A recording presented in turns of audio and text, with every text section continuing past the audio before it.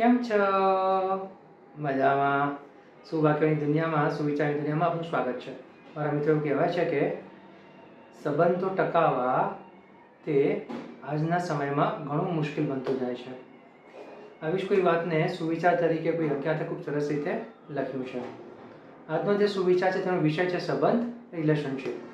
કોઈ અજ્ઞાતે લખ્યું છે કે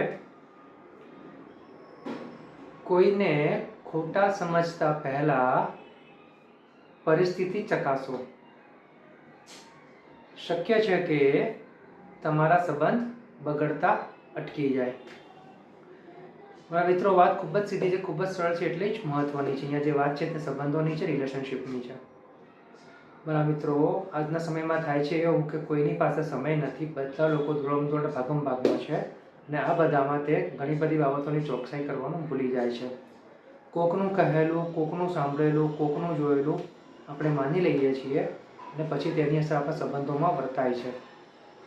મારા મિત્રો, વાત ફક્ત એટલી જ છે કે જો આપણે કોઈના વિશે ખોટું સમજીએ છીએ, ખોટું સાંભળીએ છીએ અથવા આપણને કોઈ વ્યક્તિ પ્રત્યે ખોટું ફીલ થાય છે, લાગણી થાય છે, તો તેના માટે આપણે ફક્ત વ્યક્તિનો દોષ કાઢવાની જરૂર નથી, પરંતુ સાથે સાથે પરિસ્થિતિને સમજવાની પણ એટલી જ જરૂર છે.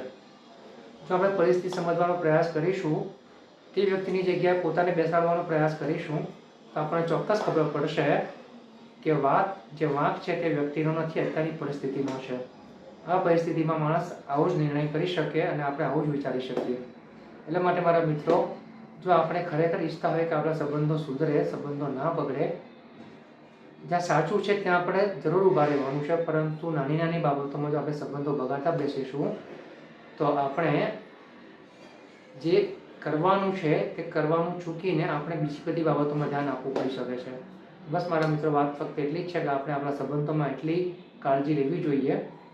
કોઈને પણ ખોટા સમજતા પહેલાં તે પરિસ્થિતિનું કલ્પના કરવી જોઈએ. તે પરિસ્થિતિ કેમ છે અને આ પરિસ્થિતિમાં માણસ શું કરી શકે. જો આપણે આટલું વિચારી શકીએ, તેની જગ્યાએ જઈને આપણે પોતાને મૂકી શકીને જોઈ શકીએ, તો ચોક્કસ જ આપણા સંબંધો બગડતા અટકી શકે છે અને સંબંધો સુધરી પણ શકે છે.